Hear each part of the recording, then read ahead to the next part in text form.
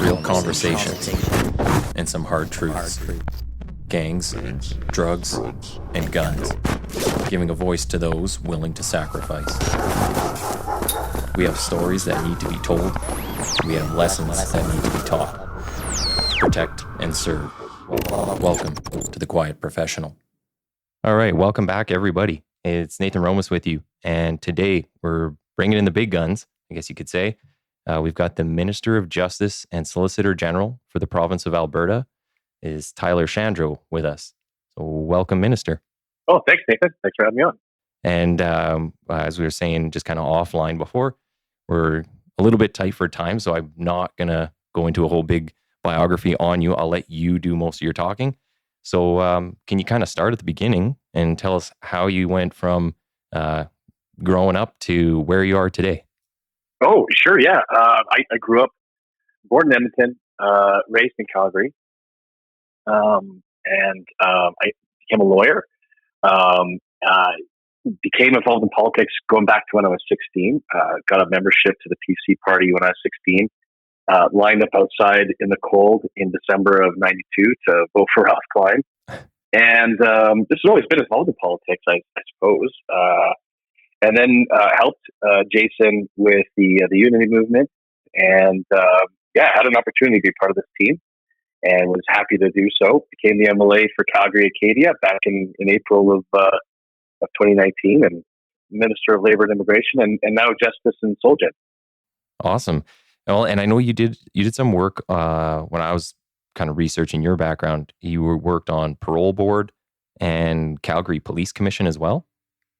Yeah, it's kind of funny. I think ever since these two ministries were merged, about a decade ago or so, because it's justice, it's often a lawyer who ends up being the minister, and I think a lot of lawyers want to focus on the justice side of the ministry, but I do have some deep connections to the Solgen files. I was a board member of what used to be the Criminal Injuries Review Board, which helped, inform my thoughts on, when we recently made some announcements on victim services and the redesign of how we provide those services to victims. But you're right, it had also been on the what we used to call the National Parole Board. I guess they now call it the Parole Board of Canada, and was on the Calgary Police Commission as well, as you said. Great. Well, and so how did you find working on the commission? I'm always curious because obviously that's the closest thing to us as the police officers. But what was it like working with the police commission?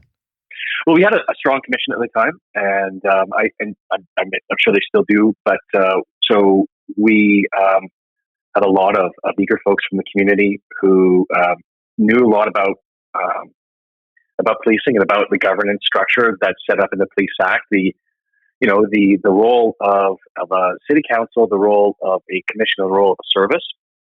And to a great extent, there were tensions sometimes between the commission and the Calgary Police Association for various issues. But I think that at the end, everybody played the role that they're supposed to do. The CPA, the CPC, the CPS, everybody was working towards the goal of making sure that our communities are safe.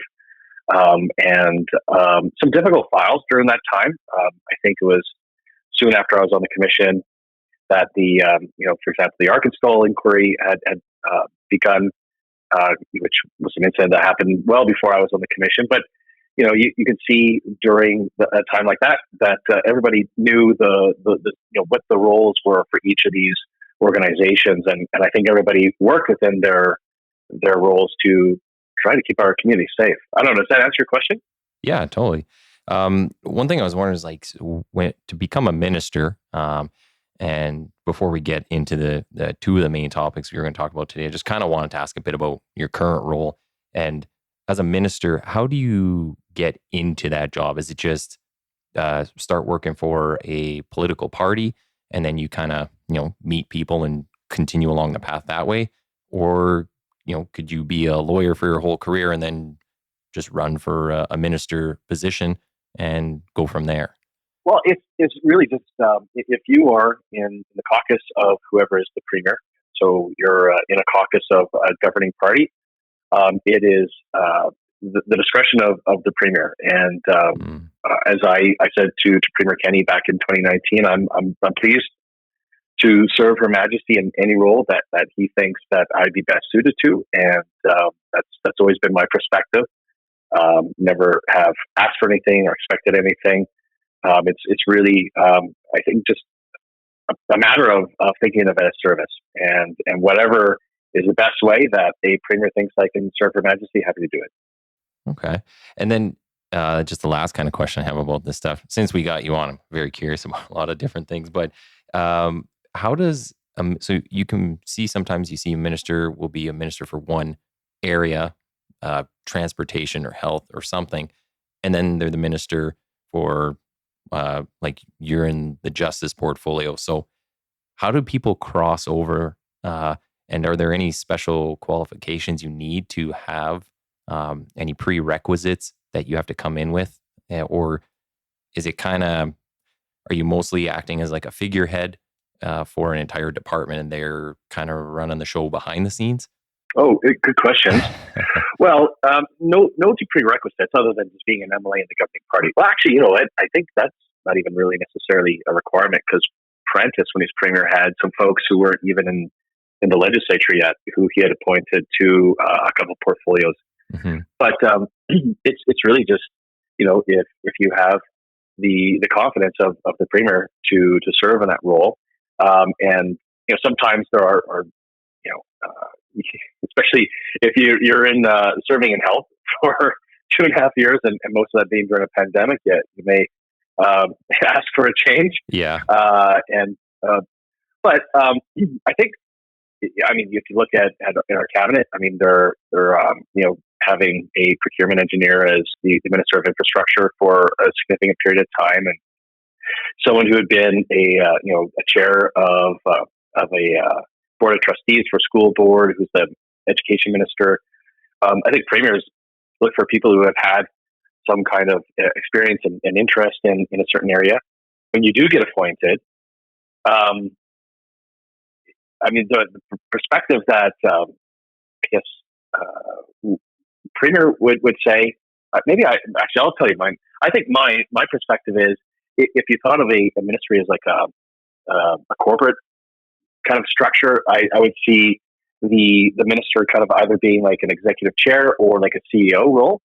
Okay. Where the deputy minister would be more like a president. Maybe they'd also have like a CEO role, but you kind of are making sure that you're working to working with your cabinet colleagues to set a budget for that ministry. You're working to develop policy. You're not worried about the day-to-day operations.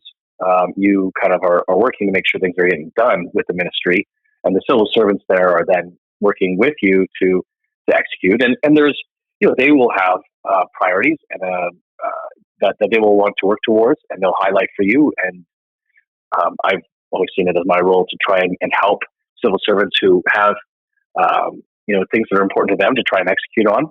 And then you highlight for the civil servants, look, this is what's in my mandate letter, this is what we campaigned on, or this is important to me. And you try to work together as a group to try and execute all this stuff. And as a minister, you're working with, you know, cabinet colleagues, you're working with cabinet committees like Treasury Board or policy committees, and with caucus and with the public to try and either explain decisions or develop policy suggestions to the ministry, that kind of thing. Okay, yeah, it sounds like it maybe the same sort of thing as our chief or deputy chiefs. You know, they work kind of in the structure of things, top up and outward to the public. Whereas, so you hit a certain level, maybe the inspectors or superintendents, they work downward. They are maybe closer with the day-to-day operations. Whereas as you get higher, they're kind of working upward. So, no, I appreciate the answer there. One of the main things we wanted to talk about today was getting into the downtown core issues in Edmonton and the letter that you had sent to Mayor Sohi, and just some of the issues that have come up with our downtown. I don't think it's any secret. Anybody living in Edmonton, or maybe that's visited here, we've had a number of challenges with the area, more specifically in Chinatown. And it's been going on for a lot of years. This isn't really a new thing, but I just thought some of the timing of things was kind of interesting when our city council decided to actually take on dealing with a lot of the issues that have gone on in Chinatown. But even in the greater area, when you drive through Jasper Avenue, which for our listeners that might not know, Jasper Ave is one of our kind of our well-known streets. It's more of one of the premier areas to go and be a tourist, or at least it used to be. But now when you drive down there, you see lots of storefronts are empty or covered in paper. The glass is covered in paper. So it's not quite the attraction it used to be. And we've had issues around safety concerns, gang violence. There's been a lot of firearms issues. And for myself, being in the gang suppression team, we deal with all these things. What does the letter or the timing of when you sent the letter to Sohi, basically saying, I want a plan, I want a safety plan, and you kind of gave them 2 weeks to come up with this plan. What does that mean for day-to-day people? So if I'm just the person who goes to my job downtown, it's not really safe, or I don't feel safe walking to and from work or to and from my car. What did the purpose of this plan, I guess I should say, what does that plan do for the day-to-day person? Good questions. Maybe I'll even back up and say that I think we've seen a number of, I'll call them experiments, not work out for a number of communities in Alberta, in Canada, and in particular in Edmonton. And this goes back to the federal government's, changes to bail in 2019 with C-75, and trying to make some robust decisions or sort of robust changes to how bail is determined, but essentially making it almost impossible for somebody to be held in pretrial custody. So there are a lot of people who end up being caught by a police officer, but the accused, and look, most accused don't have to be in pretrial custody. Bail has been around for such a long time because it makes sense for most offenders. Mm-hmm. But there are a lot of folks, in particular, if they're reoffending, and for some offenses, it's just not appropriate. And I think that those changes have made our communities less safe. So that's a big part. I think there's also been some decisions by previous government related to harm reduction. I think harm reduction is an important part of being able to address the opioid crisis, but it's not the only thing. And I think having four supervised consumption sites in a very small area has had a very significant change to that community, as you kind of hinted at. And so some of those decisions, and there's a variety of them. It's not any one thing that we can pinpoint, but there were just a variety of these decisions that have slowly over time made some of our communities less safe. So you say, what does it mean for someone walking on the street? We hear this from, I'm from Calgary, but I do also have a place in Edmonton, and it has, I think downtown Edmonton has changed significantly over the last little bit. People are becoming less and less safe. People are becoming more worried, and this is also something that a lot of businesses have made to me. If you guys want to have this Alberta recovery plan and bring jobs back and recover from the triple whammy hit to our economy in 2020, that's great. But if people don't feel safe downtown, how do we bring jobs? How do we bring the people back downtown to work in these jobs? And so we've been watching with interest on how that increase in crime was being addressed by council and by the commission. And I think we just also had concerns with some of the public conversations that were being had related to what is the right answer, and perhaps some suggestions that I thought were going to make even greater concerns with the safety of downtown Edmonton, related to the funding of the Edmonton Police Service. Mm-hmm.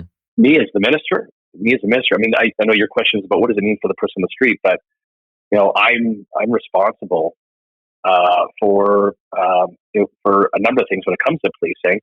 Whether it's at the beginning of the Police Act, when I'm responsible for the Police Act, I'm responsible for policing standards. I'm responsible for, through Section 30, making sure that police services are doing the right thing and that they are funded by their commissions and their city council. So we ended up using Section 30 to say to Edmonton that we want to work with you in addressing the increases in crime and making sure that there is a plan to make sure that going forward that we're going to have the policing resources that we need in that in particular communities like you've identified, like Chinatown and downtown Edmonton, to be able to address these really significant increases in crime. And so that was the purpose of it. For the person on the street, I hope what it means is that they will see those resources. This is the whole point why we have a police act and we have civilian governance over policing, so that we can work together to make sure that there are the deployment of resources in areas of a municipality where it's needed. And so that I hope that Edmontonians will see then this action plan that's been developed by Edmonton, and taken some of the feedback that we've provided with Edmonton City Council to make sure that those resources are there, and then we see a plan to be able to address and reduce these increases in violent crime, I'll say. Is there any, so when I know the provincial government gives a certain amount of money for, say, shelters or mental health work, is there any sort of accountability on the organizations that receive that to report what they do with that money or where it goes? Because I know that's a huge discussion, even amongst the frontline police officers. Like you're saying, when they see these people who reoffend multiple times, and then the community groups say, well, they just need help. We don't want to put them in jail. It's like, well, where is that help, and what are you actually doing? We know you get a ton of funding. Is it being used properly, or should we look at another program?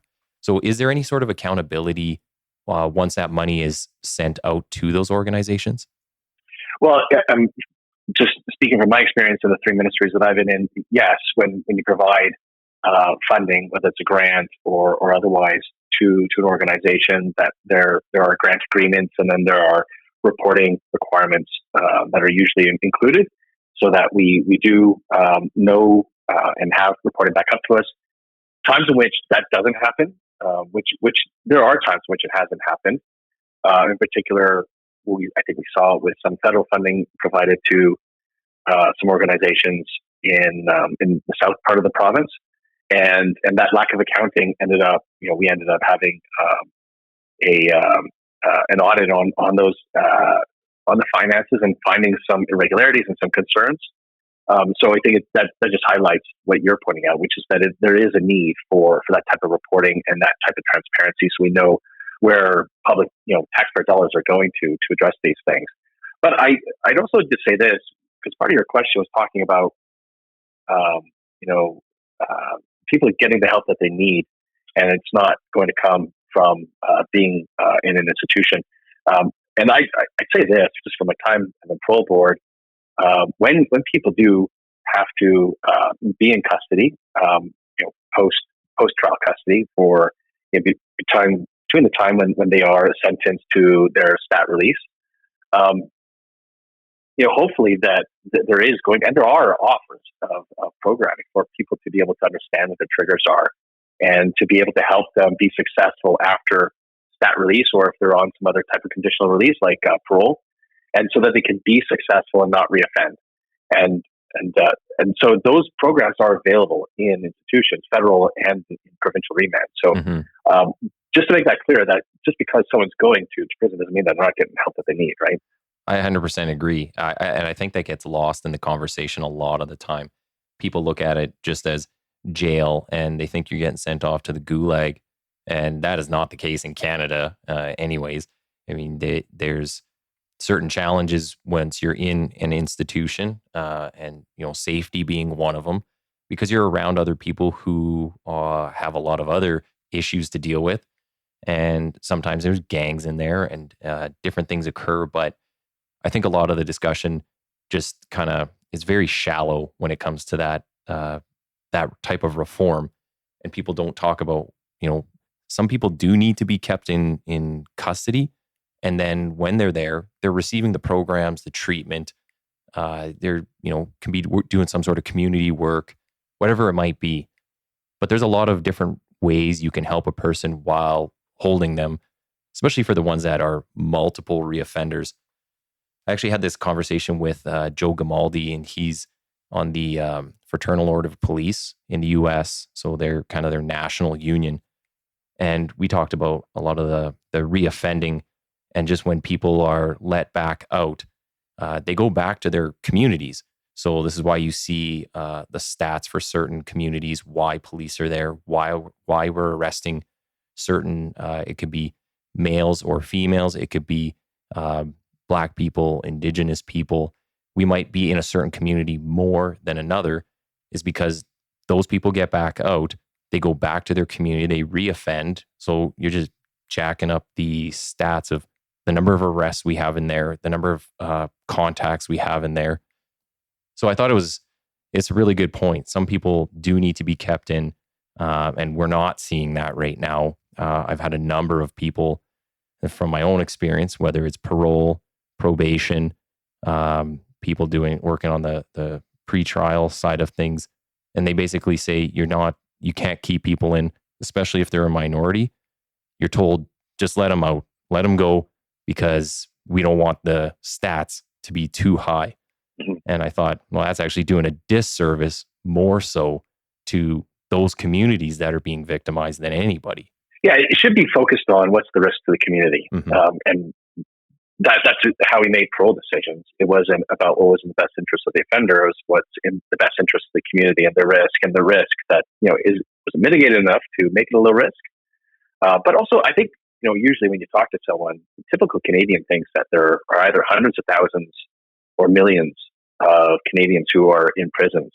And sometimes people forget that we're talking about, these are numbers that I remember from when I was in the parole board, but I think it's 14,000, maybe 16,000 people on any given day who are in federal custody. And then maybe another 24,000 who would be in provincial. And that's for the country, right? So I think sometimes people forget that this is, in total about 38,000 people in provincial and federal custody and on any given day. This is back 2015 or so, but I think sometimes people forget how many people are actually serving, and most people are actually serving in the community, right? Mm-hmm. Well, and to just kind of wrap up the stuff to do with Edmonton, now that the council has sent off the plan, and is there any sort of follow-up to their plan? Is there anything kind of coming next or down the road for now that they got this plan and they're looking at trying to kind of contain some of the violence? Well, they did receive some feedback from us, and they, from what I understand, have accepted it and working towards integrating that into the plan. And we've made a commitment to working with them on those items, and continue to work with council and EPS to ensure that the plan is then being implemented. And if there are any further changes that need to be made, or if there is further feedback that we would feel would be necessary for us to give, then we'll give it at that time. And I think it's been great to be able to have a relationship where we are speaking to each other, because a big part of it is just for Edmontonians to be able to see that there's a plan, and that the council, the commission, the service, and the provincial government are all working towards the same goal, which is just to make the community safe. So I think that's what we're going to see in the near future. All right. So kind of moving on from there, we're going to go a bit bigger picture, the Alberta Provincial Police discussion. And I previously had on Brian Sauvé from the National Police Federation. We discussed some of the provincial police ideas, talked about Surrey and them switching over. So curious to get your thoughts on, maybe we'll start with why a provincial police service? Why should or why do people want this? Well, good question. For questions, I think, why. Well, we have to go back and remind ourselves that this isn't a new conversation for us, right? I mean, this is a conversation that Albertans have been wanting to have since I was in high school. Mm-hmm. I'm now in my mid 40s, and there are a number of reasons why, for 3 decades, Albertans have wanted to have this conversation, because we have a number of police services in many different municipalities throughout the province, and some of them, Taber, Camrose, Lethbridge, Calgary, Edmonton, etc., have police services, and the rest of the province is contracted out to the RCMP. I think we also have to remember that policing is a provincial jurisdiction. We've had a provincial police in the past, but by contracting out to the federal government, and this isn't an issue with the RCMP. It's not an attack on them. It's not a criticism of them. And thank you to all of our RCMP officers throughout the province for keeping our community safe. But it's a difficulty in this agreement with the federal government contracting out our police service, our policing from modern civilian oversight, modern police governance, and we don't have modern civilian oversight like we would see in Edmonton with the police commission there, where they help to set a budget. There's oversight on the deployment of resources. There's oversight on the complaints process. There's oversight. What you as an EPS member are serving under is modern police governance that we're proposing to make some amendments to in the fall with the Police Act. But the contracting out of policing to the RCMP or to the federal government, they provide the RCMP, means that they're contracted out from oversight of provincial legislation like the Police Act. So we don't have that. We don't have training in the province that is focused on Alberta priorities. We don't have really say on recruitment, and Public Safety Canada, their website, they're admitting that how difficult contract policing is on the RCMP, and that the federal government is not providing the resources that our communities need. So we don't have that oversight over recruitment. We have all of our forensics being sent out of province and then triaged on a national basis, where we need to have tiered forensics, some of it being done here in Alberta. Mm-hmm. We have IT systems that don't talk to each other. I mean, there's a limit to how your databases in Edmonton work with pros, and I think that's a concern. I think Alert has been fantastic since 2006, but there are ways in which it can be further implemented throughout the rest of the province and have further work in how we provide regional policing in certain areas of the province, and having services work together. And so all of that together, I think people just want to have more of a say in modern police governance in the province instead of having it exempted from that type of modern governance. So I think that's the reason why. And that, again, like I said, that's not a criticism of the RCMP. The deputy commissioner, I think, has indicated to me that he would love to have this, but the federal government, I don't think is necessarily interested in trying to fix these issues with us. And we're halfway through the Provincial Policing Service Agreement, the PPSA. We're 10 years into a 20-year agreement. And we're also not the only province who's talking about this. This is not a partisan issue. We see an all-party committee in BC, Greens and NDP and Liberals, suggesting that they should move out of contract policing and establish their own provincial police in BC, Saskatchewan, New Brunswick, PI, and Nova Scotia, everywhere but New Brunswick, not New Brunswick, Manitoba, that has contract policing, are looking to move on and have modern policing in their provinces as well. So this isn't just Alberta. Do you know why Manitoba is not part of that conversation? And from my own experience and people I've talked to, there was some issues with maybe the population that they're drawing from. They didn't think they could staff it, or they weren't sure if they could really, I guess, support the numbers that they would need to run the police service properly. Is that true, or is that a part of it? I actually have not spoken to Manitoba about this, but PEI has a smaller population than Manitoba, so I don't see it necessarily as. And look, we've seen in our municipal police services here in Alberta, I mean, when they're recruiting, they've always recruited not just in, for example, when I was on the police commission in Calgary, we didn't just recruit Calgarians. Mm-hmm. We recruited nationally, and we recruited internationally. And we've always wanted to make sure that Alberta is the destination of choice for people who want to come and raise their family. Of course, we want to continue to be that way. And so it's not the case that you would only be able to draw from Manitobans if you wanted to do something like that. Yeah, and I think you kind of hit a good point there with a lot of the oversight issues when you look at the current Nova Scotia inquiry into the mass shooting they had, and just some of the, we'll call it pressure or influence that they're talking about with the federal government putting on the RCMP themselves, and whether the RCMP actually operate as a separate entity from the federal government, or if they're just considered another department there. There's some question about that separation there and whether you have that or not. So maybe more oversight, bringing it more local is definitely a valid point. What about the funding? So if you were to switch to a provincial police service, does the federal government still provide any sort of funding, or is it you kind of go at it on your own? And I imagine we have a blueprint in Ontario, Quebec, Newfoundland. They all have their own provincial police. So what would that kind of look like for funding?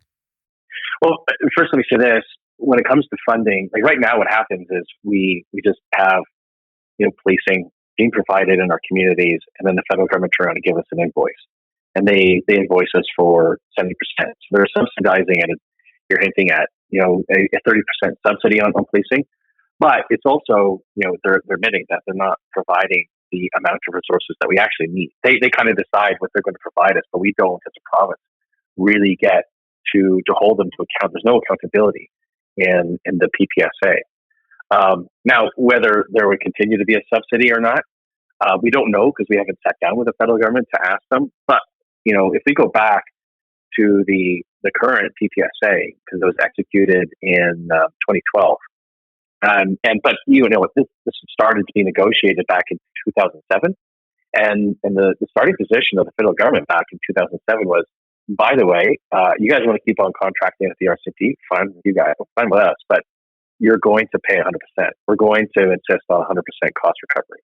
Mm-hmm. So this is back in 2007. The provinces kicked up a fuss. We ended up continuing and getting a subsidy in the current PPSA. But, when 10 years from now, when this current PPSA concludes in 2032, and when we start negotiating with them for a new PPSA, I'm positive that the federal government is going to say, this is the end of the subsidy. If you guys want to contract out with this is provincial jurisdiction. If you guys want to contract, we're happy to provide you with the RCMP, but it's going to be 100% cost recovery. So I think we only have 10 years left in this subsidy anyways with the federal government. Okay.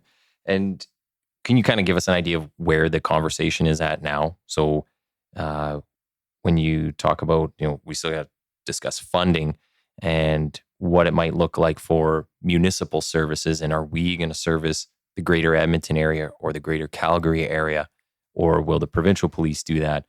Can you kind of give an idea of where the whole picture is at this moment?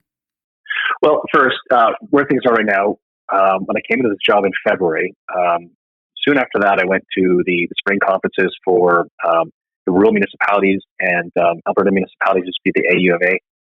And they both had conferences in, I think it was about March. And the municipal politicians had said to me, look, the consultations that happened to date were robust enough. We wanted to have more conversations with you. And I committed to them saying, great, hear you loud and clear. I will then sit down and meet with all of you and discuss and make sure I'm answering your questions. And most municipalities, I think the number one concern has always been cost, that they have been told incorrectly by a group that this is going to end up being greater costs for municipalities. We've made a commitment to municipalities that will not result in greater costs to them. And that, I think that's been great to be able to have those conversations with those municipalities. We're not done those consultations yet. And then I suppose it's up to the next government. I think Premier Kenney has said that no major policy shifts while he is, before his retirement, and then leaving this for the next premier and their cabinet to decide on. So I guess the next steps would be up to them. And we haven't had any negotiations with the federal government or not. When you talk about what it would mean for a current municipal service that already exists, there'd be no changes. To the extent in which a municipal service is already working with an adjacent community, it'd be the exact same relationship. There have been some communities, though, because you talked about regional policing, or kind of hinted at it, and there's a couple of municipalities that said, well, you know what, I either want to stand up my own municipal service, or we don't want to contract out with the province. We would want to contract out with an existing municipal service that is adjacent to us. And I said, that's great. Why would I get in the way of that? So we actually had an announcement recently where we are providing grants of $30,000 to municipalities who want to do a business case. And it doesn't have to be just standing up your own, but also if you want to investigate, should we work with, for example, Edmonton, that has a lot of adjacent municipalities that are mid-sized, and work towards a regional service that is working for more than one municipality. I'm happy to support that, and that was the purpose of those grants. So municipalities can make those decisions themselves and have that business case being developed. And I definitely don't want to be in the way of folks doing that. Regional policing is something I'm happy to support. As long as I don't ever want to impose on anyone, but if they make those decisions, then that's great. I'm happy to make sure that I'm not in the way of those decisions. I think we recently saw that with the announcement of the funding for some of the Indigenous areas. It was the Tsuut'ina, Lakeshore, and Blood Tribe. Some of the funding so they can hire some more officers while the federal government's doing a review of that whole program. But I thought that was some really good news, and it is good to see them with their own police services and taking part in this whole process. I thought that was some really welcome news and some good news in a time when there's a lot of I don't want to say controversy, because I don't think it is controversy, but just a lot of issues around policing and just who we police and how we're doing it and everything. I thought that was really good. So. Thanks for that. And that was, as I think I made a public comment that I want to encourage and do my part in more of our First Nations communities and standing up their own self-administered service. And the three chiefs of the existing self-administered Indigenous services wanted to meet with me and explain to me, gosh, if you want that to be the case, you should know this, that we're not funded equitably. We're not treated fairly. Our funding is not flexible. We're not allowed to have a specialized unit, for example.